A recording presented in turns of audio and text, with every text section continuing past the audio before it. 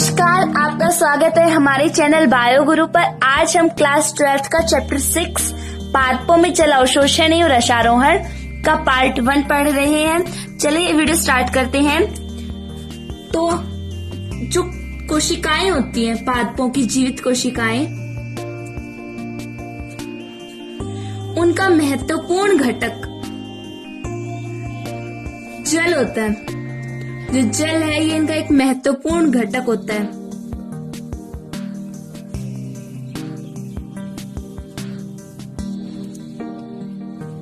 कोशिका के अंदर समस्त जैविक क्रियाएं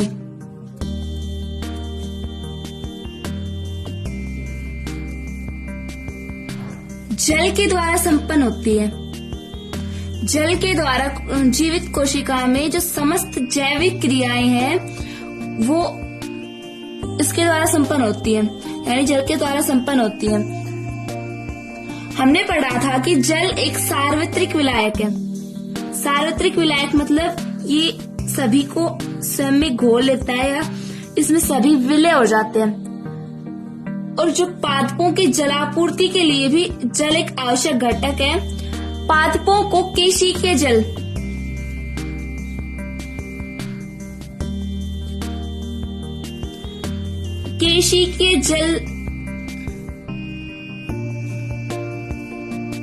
मिलता है, जिससे ये अपनी जलापूर्ति करते हैं।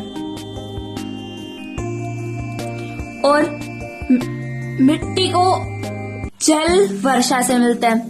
अब हम पढ़ेंगे जल के विभिन्न रूप। जल के जो रूप हैं वो निम्न है, देखिए। फर्स्ट है अपवाहित जल।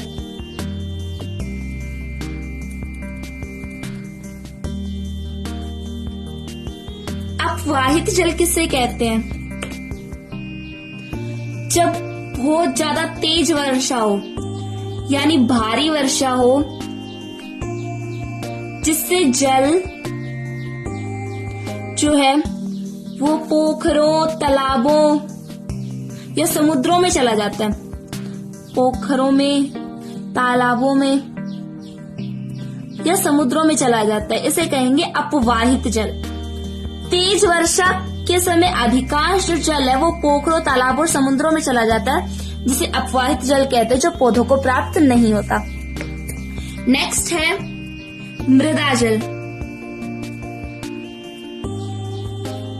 मृदा जल क्या होता है? हल्की बरसात में जो मिट्टी है, मृदा है, वो जल को अवशोषित कर लेती है। जैसे मिट्टी जल को अवशोषित कर लेती है, इसे कहेंगे मृदा जल। नेक्स्ट है केशिकीय जल। केशिकीय जल किसे कहेंगे?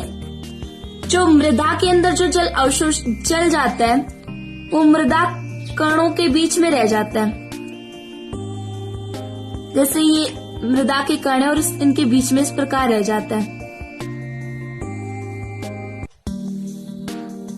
ये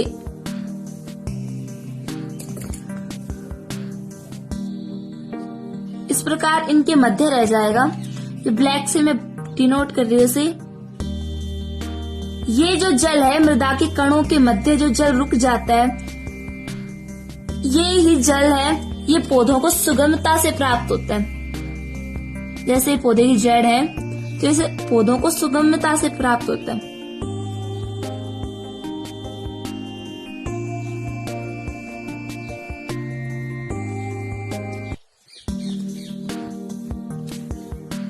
केशिकीय जल ही पौधों को सुगमता से प्राप्त होता है। कई बार पूछ लिया जाता है कि कौन सा जल पौधे प्राप्त करते हैं, उसमें आ जाता है ऑप्शन अपवाहित जल, मृदा जल, केशिकीय जल, गुरुत्वीय जल। तो इसका आंसर होगा केशिकीय जल। नेक्स्ट है हमारा गुरुत्वीय जल।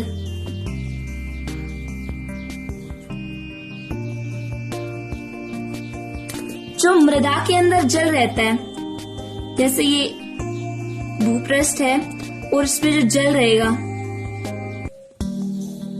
ये गुरुत्वाकर्षण के प्रभाव के कारण, गुरुत्वाकर्षण बल के कारण नीचे तक चला जाता है, जिससे जो पौधों की जड़ें हैं वो इसे प्राप्त नहीं कर सकती।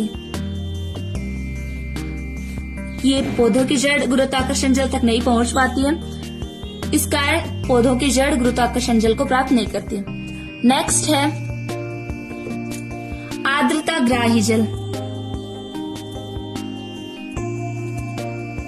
यह जल पौधों मृदा को आर्द्रता प्रदान करता है। जैसे ये मिट्टी धरातल है और ये मृदा है, इसे आर्द्रता यानी नमी प्रदान करता है, ये भी पौधों को प्राप्त नहीं होगा। और फिर से देखिए जल के जो रूप है, पहला है वाहित जल। तेज वर्षा यानी भारी वर्षा के कारण अधिकांश जो जल है वो पोखरों, तालाबों और समुद्रों में चला जाता है, जो पौधों को प्राप्त नहीं होता। मृदा जल हल्की वर्षा, हल्की बरसात से जो जल होता है वो मृदा कणों के द्वारा अवशोषित कर लिया जाता है। नेक्स्ट है केशिकीय जल। केशिकीय जल जो मृदा कणों के बीच में जो रिक्त स्थान होता है उसमें जल रुक जाता है, जो पौधों को सुगमता से प्राप्त हो जाता है। केशिकीय जल ही पौधों को प्राप्त होता है। नेक्स्ट है गुरुत्वीय जल। गुरुत्वीय जल में जो मृदा जल होता है वो गुरुत्वाकर्षण के प्रभाव के कारण, गुरुत्वाकर्षण बल के कारण नीचे तक चला जाता है, जो जहाँ तक पौधों की जड़ नहीं पहुंच पाती है, इस कारण ये जल भी पौधों को प्राप्त नहीं होता। आर्द्रता ग्राही जल, ये जल मृदा को आर्द्रता प्रदान करता है। नेक्स्ट टॉपिक है हमारा पौधों के जल अवशोषण करने वाले पौधों में जल अवशोषण करने वाले अंग। इसमें से जो पहला है, जो निम्न पादप होते हैं, निम्न श्रेणी के जो पादप होते हैं, यानी इसमें आते हैं शैवाल, कवक। निम्न श्रेणी के जो पादपों में शैवाल और कवक आते हैं। इनमें जल जो अवशोषण है इनके लिए कोई विशेष अंग नहीं पाया जाता। इस कारण जो शैवाल और कवक है इसकी सभी कोशिकाएं, शरीर की सभी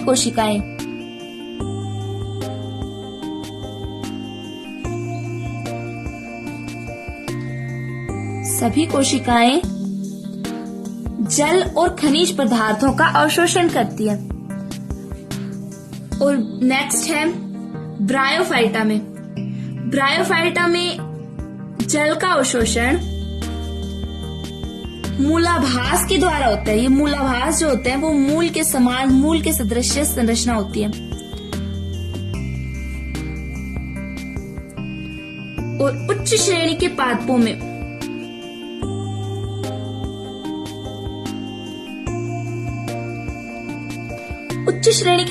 में जल अवशोषण के लिए कोई सुविकसित अंग नहीं पाया जाता है।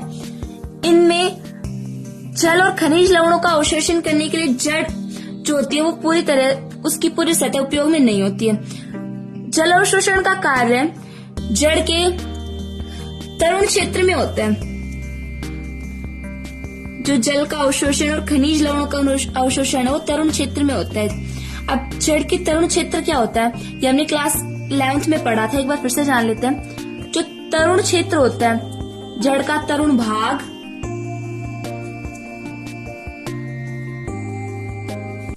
जड़ के तरुण भाग को 5 भागों में बांटा गया।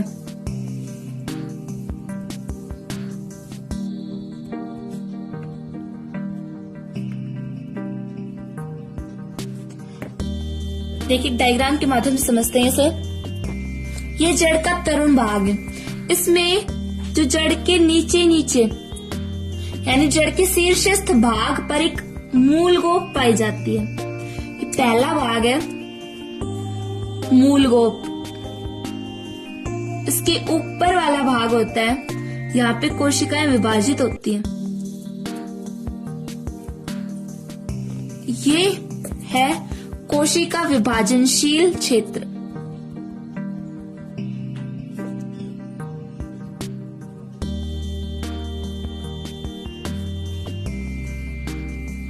इसके ऊपर यहाँ पे दीर्घीकरण क्षेत्र होता है। ये है दीर्घीकरण क्षेत्र। और दीर्घीकरण क्षेत्र के ठीक पीछे हजारों की संख्या में मूल रोम पाए जाते हैं, जो पंख सदृश होते हैं। यानी रूट हेयर पाए जाते हैं। ये हो गए मूल रोम। और यह जड़ का परिपक्वन क्षेत्र है। 5 हो गया परिपक्वन क्षेत्र। अब इनके बारे में थोड़ा सा जान लेते हैं। जो मूल गोप है, ये मूल का शीर्षस्थ भाग है जो कोशिका विभाजनशील क्षेत्र की कोशिकाओं की रक्षा करता है। ये रक्षा के लिए होता है मूल गोप क्षेत्र। जो मूल गोप होती है रक्षा के लिए होती है। इसके ऊपर है कोशिकीय विभाजनशील क्षेत्र। यह जड़ का मूल गोप से ठीक नीचे का भाग होता है। इसमें जो कोशिकाएं होती है विभाजित होती हैं और जड़ की वृद्धि में सहायक होती है। ये जड़ की वृद्धि में सहायक।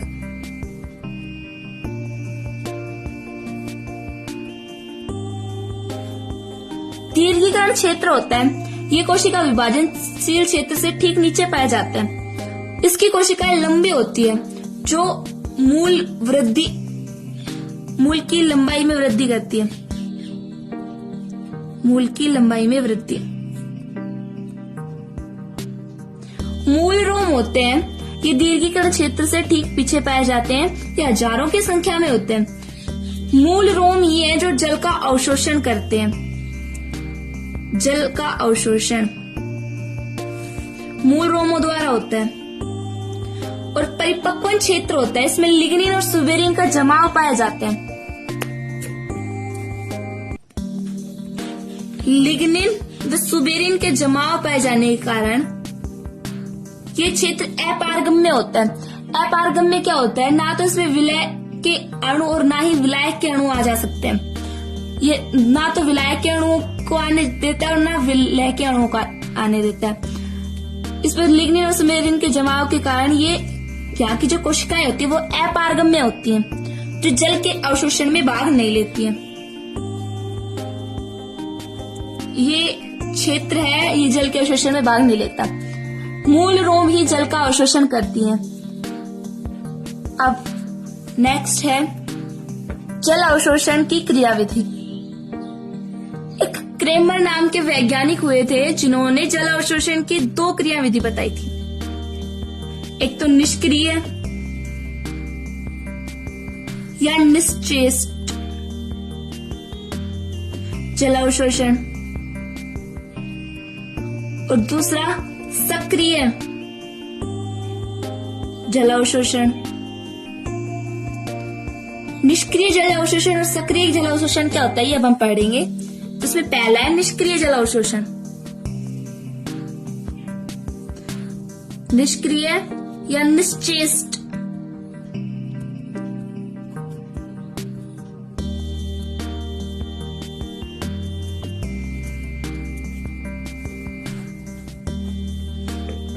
इसमें जल अवशोषण के कारक होते हैं वो पत्तियों में होते हैं।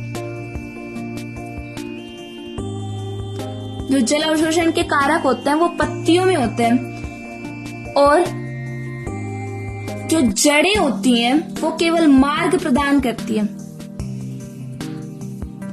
निष्क्रिय निश्चेष जल अवशोषण में जो कारक होते हैं वो पत्तियों में होते हैं और जड़ें केवल मार्ग प्रदान करती है। ये भी कह सकते हैं कि जो जल अवशोषण में निष्क्रिय जल अवशोषण के जो कारक हैं वो वायवीय भाग, जैसे कि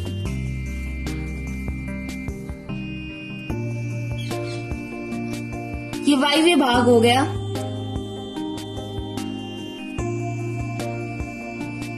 इसमें पत्तियां आएंगी वायवीय भागों में ही। वायवीय भागों में पत्तियां और प्ररोह है, ये ही कारक है। और जो जड़ें हैं ये मार्ग प्रदान करती है। निश्चेष्ट और जो जल अवशोषण क्रिया है वो वाष्पोत्सर्जन के समय होती है, यानी सनलाइट की उपस्थिति में होती है ये क्रिया। सनलाइट पड़ेगी तभी ये क्रिया होगी। अब इसकी क्रिया विधि समझते हैं क्या होता है क्रिया विधि इसकी। इस प्रकार के अवशोषण में जो जड़ें होती है वो गौण होती है। मेन कार्य इसका पत्तियां ही करती है।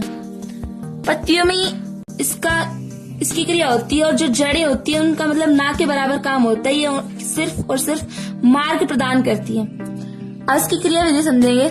निष्क्रिय जल अवशोषण जो होती है वो जल अवशोषण की एक प्रमुख क्रिया होती है। ये जो विधि है ये 96 से 98 पादपों 98% पादपों में यही क्रिया विधि होती है। प्रत्येक हर पादप में 96 से 98% क्रिया विधि निष्क्रिय क्रिया विधि होती है जल अवशोषण की। इसमें क्या होता है, जो पत्तियां होती हैं वो सनलाइट की उपस्थिति में वाष्पोत्सर्जन क्रिया करती है, जिससे H2O के अणु जो है वो वाष्प के रूप में बाहर निकल जाते हैं। जो H2O के अणु निकलते हैं उनके मध्य एक ससंजन बल होता है। ससंजन बल क्या होता है ये जानिए। ससंजन बल H2O की स्ट्रक्चर होती है ऐसे। इस जो ये O है ये आंशिक रूप इलेक्ट्रोनेगेटिविटी वो है, यानी विद्युत ऋणात्मक तत्व। इसमें इलेक्ट्रोनेगेटिविटी अधिक है। ये इसमें आंशिक रूप से ऋणावेश और हाइड्रोजन में आंशिक रूप से धनावेश है। इसके कारण ये ध्रुवीय अणु है। इसी तरीके से हम दूसरा बना लेते हैं। इन दोनों अणुओं के मध्य जो आकर्षण बल होता है वही होता है ससंजन बल। इसमें जैसे वाष्पोत्सर्जन क्रिया के दौरान जलवाष्प के रूप में एक H2O निकल जाएगा। एक H2O निकलेगा तो आकर्षण के कारण H2O का अणु निकल जाएगा, तो उस अणु के स्थान पर दूसरा अणु आ जाएगा। ये क्रिया इस प्रकार होती है। इस क्रिया में पत्तियों में वाष्पोत्सर्जन क्रिया होती है। देखिए, पत्तियों में जो वाष्पोत्सर्जन क्रिया होती है, वाष्पोत्सर्जन क्रिया क्या होती है, वाष्प के रूप में उत्सर्जन। वाष्पोत्सर्जन क्रिया होने से पत्तियों में जो जल की कमी हो जाती है। जल की कमी होने के कारण पत्तियों की शिराओं में एक खिंचाव उत्पन्न होता है। पत्तियों की शिराओं में खिंचाव होता है।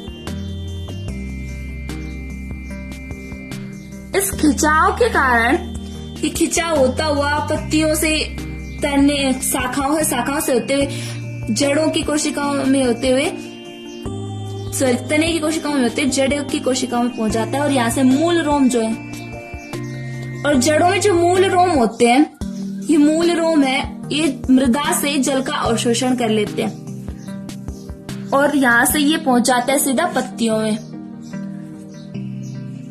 इस विधि का सबसे बड़ा प्रमाण ये यहाँ पे खिंचाव हो गया। इस विधि का सबसे बड़ा प्रमाण ये है कि ये क्रिया ओनली वाष्पोत्सर्जन के समय होती है, यानी सनलाइट की उपस्थिति में होती है। वाष्पोत्सर्जन की उपस्थिति में होगी ये क्रिया। यहाँ पे पत्तियों में वाष्पोत्सर्जन होता है जिससे जल की कमी आ जाएगी पत्तियों में, और पत्तियों की शिराओं में खिंचाव उत्पन्न होता है। ये खिंचाव है पत्तियों से होता हुआ शाखाओं से तने में, और तने से होता हुआ जड़ में जाता है। जड़ में खिंचाव चला जाता है और जड़ में जाने के बाद ये मूल रोम होते हैं। जड़ में जो मूल रोम होती है वो मृदा से जल का अवशोषण करने लग जाती है। इसे कहते हैं निष्क्रिय जल अवशोषण क्रिया विधि। ये विधि है, ये वाष्पोत्सर्जन की उपस्थिति में होती है, यानी वाष्पोत्सर्जन होगा उस समय ये क्रिया होगी। ये ध्यान रखने की बात है कि ये वाष्पोत्सर्जन के समय ये क्रिया होगी। और इसमें एक बात और है कि इसमें किसी भी रूप की ऊर्जा खर्च नहीं होती, ना तो एटीपी के रूप में और ना ही उपापचयी जो ऊर्जा है वो खर्च होती है।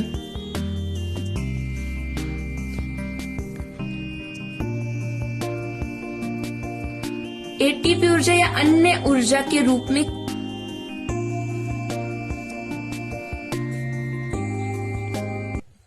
कोई ऊर्जा खर्च नहीं होती। इसमें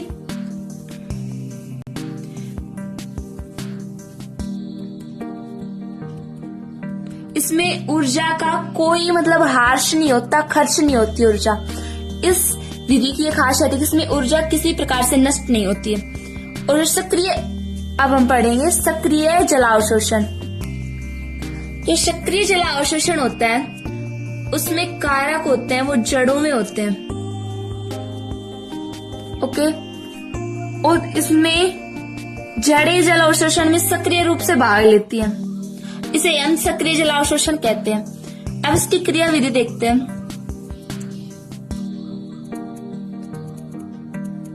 क्रिया विधि, कुछ पादपों में अल्प मात्रा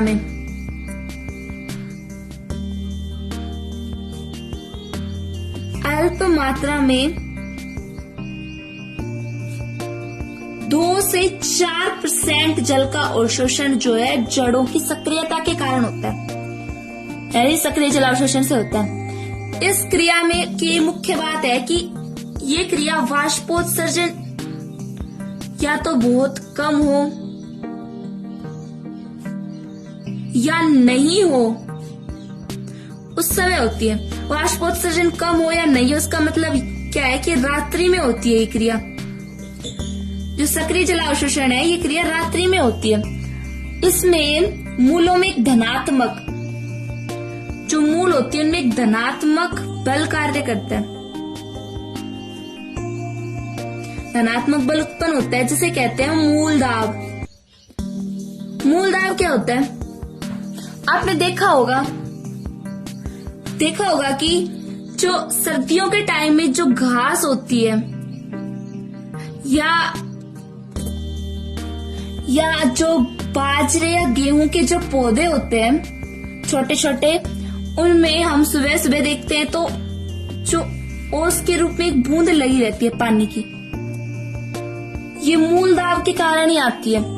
घास में भी देखा होगा, दूब घास में या फिर वैसी घास में पानी की बूंदे इनके सिरों पर लटकी हुई रहती है। इस प्रकार से ये बूंदे मूल दाब के कारण ऐसे दिखाई देती है हमें। बड़े पौधों में इसलिए नहीं होता है क्योंकि वो जो पत्तियां होती है बड़े पौधों में वो बहुत ऊपर होती है, इस कारण मूल दाब कम होने के कारण ज्यादा ऊंचाई तक नहीं चढ़ पाता पानी मूल दाब से। तो वो छोटे पौधों में ही मूल दाब जो होता है वो होता है मूल दाब होता है, जिससे घास या फिर कोई गेहूं या बाजरे की जो छोटे छोटे पौधे होते हैं उनमें ओस के रूप में हमें छोटी छोटी बूंदे दिखाई देती है। ये मूल दाब के कारण ही दिखाई देती है। इस जो सक्रिय जलावशोषण है इसमें एटीपी के रूप में ऊर्जा खर्च होती है।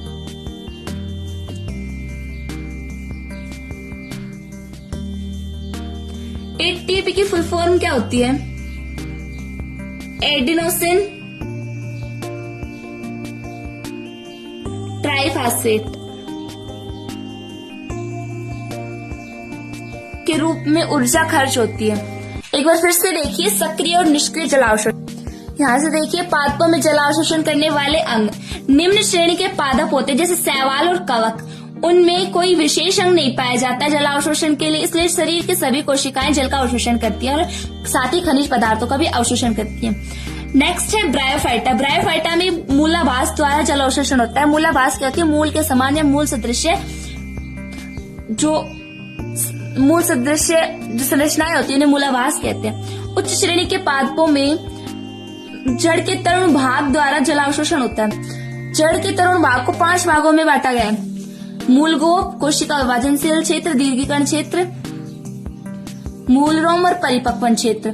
मूलगोप जो होती है वो कोशिका विभाजनशील क्षेत्र की रक्षा के लिए लगी होती है। जो कोशिका विभाजनशील क्षेत्र है इसकी जो कोशिकाएं हैं वो विभाजित होती है और जड़ की वृद्धि में सहायक होती है। दीर्घीकरण क्षेत्र की जो कोशिकाएं होती है वो लंबी होती है जो मूल की लंबाई में वृद्धि करती है। मूलरोम जो होते हैं ये हजारों की संख्या में होते हैं जो जल का अवशोषण करते हैं। और परिपक्वन जो क्षेत्र होता है उसमें लिग्निन और सुबेरिन का जमाव पाया जाता है जिसके कारण इसकी कोशिकाएं अपारगम्य होती है।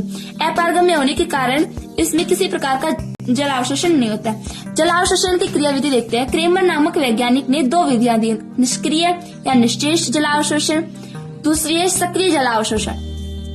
निष्क्रिय या निश्चेष्ट जल अवशोषण में क्या होता है, इसमें जो कारक होती है वो पत्तियों में होता है और जो जड़ें होती हैं वो मार्ग प्रदान करती है।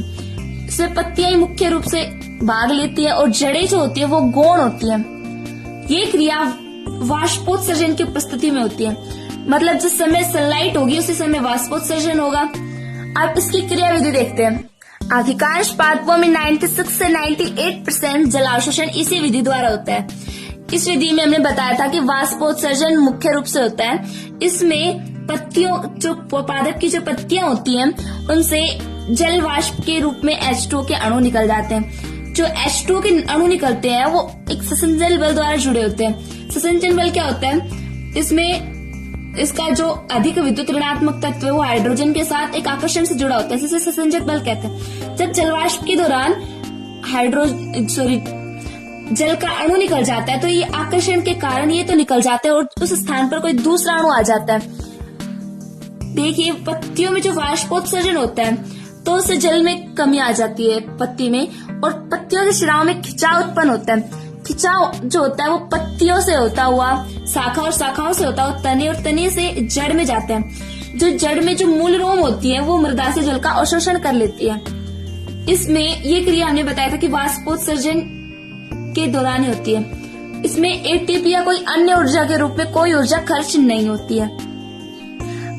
अब हम नेक्स्ट पढ़ेंगे सक्रिय जलावशोषण। सक्रिय जलावशोषण क्या होता है, इसमें जो कारक होते हैं मुख्य रूप से वो जड़ों में ही होते हैं।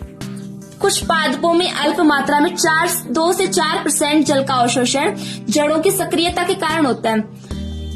इस क्रिया में वाष्पोत्सर्जन कम या नहीं होता, मतलब जो ये सक्रिय जल अवशोषण क्रिया है ये रात्रि के समय होती है। इसमें मूल जो होती है उसमें एक धनात्मक बल उत्पन्न होता है जिसे हम कहते हैं मूलदाब। मूलदाब क्या होता है, इसमें जैसे कि ये जड़ की कोशिका और ये पत्तियों की कोशिका होती है, इससे जल होता हुआ परासरण विधि द्वारा ऊपर वाली कोशिका में पहुंच जाता है और रात्रि के समय वाष्पोत्सर्जन नहीं होता, जिस कारण ये जो पानी की जो बूंद है वो घास के या जो ये छोटे पादप होते हैं उनमें एक पानी की बूंद की तरह, मतलब ओस की बूंद की तरह लटक जाती है। इसे मूलदाब कहते हैं। जो सक्रिय जल अवशोषण होता है उसमें एटीपी के रूप में ऊर्जा खर्च होती है। एटीपी की जो फुल फॉर्म होती है वो होती है एडेनोसिन ट्राइफॉस्फेट। आशा करती हूँ कि आपको ये वीडियो समझ में आया होगा। अगर आपको हमारी जो वीडियो अच्छी लगी हो तो चैनल को सब्सक्राइब करें, वीडियो को लाइक और कमेंट जरूर करें और अपने दोस्तों को शेयर करें। धन्यवाद।